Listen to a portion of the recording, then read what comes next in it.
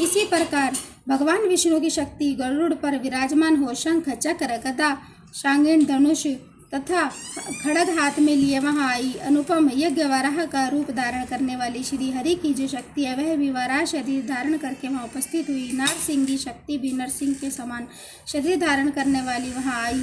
उसकी गर्दन के बालों के झटके से आकाश के तारे बिखर पड़ते थे। इसी प्रकार इंद्र की शक्ति वज्र हाथ में लिए गजराज ऐरावत पर बैठकर आई।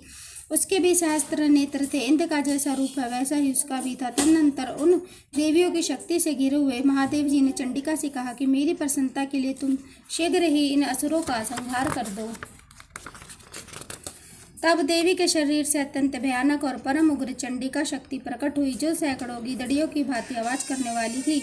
उस अपराजिता देवी ने धूमिल जटा वाले महादेव से कहा, भगवान आप शुंभ निशुंभ के पास दूत बनकर जाइए और उन अत्यंत गर्वीले दानव शुंभ और निशुंभ दोनों से कहिए, साथ ही उनके अतिरिक्त जो भी दानव युद्ध के लिए वहां उपस्थित हो उनको भी यह संदेश दे दीजिए कि दैत्यों, यदि तुम जीवित रहना चाहते हो तो पाताल को लौट जाओ और इंद्र को त्रिलोकी का राज्य मिल जाए और देवता यज्ञ भाग का उपभोग करें। यदि बल के घमंड में आकर तुम युद्ध की अभिलाषा रखते हो तो आओ, मेरी शिवाएं जो कि योगिनियां हैं, जो तुम्हारे कच्चे मांस से तृप्त होंगी फिर।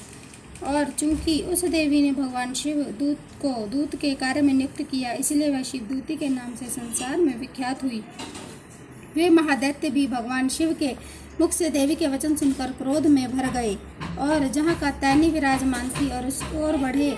तदनंतर वे दैत्य अमरश में भरकर पहले ही देवी के ऊपर बाण, शक्ति और विष्टि आदि शस्त्रों की वृष्टि करने लगे। तब देवी ने भी खेल खेल में ही धनुष की टंकार की और इसमें छोड़े हुए बड़े बड़े बाणों के द्वारा दैत्यों के चलाए हुए बाण, शूल, शक्ति और फरसों को काट डाला। फिर काली उनके आगे होकर शत्रुओं को शूल के प्रहार से विदीर्ण करने लगी और खड़ग से उनका कचूमर निकालती हुई रणभूमि में विचरने लगी। ब्रह्माणी भी जिस ओर दौड़ती उसी ओर कमंडलू का जल छिड़क कर शत्रुओं को ओज और पराक्रम को नष्ट कर देती।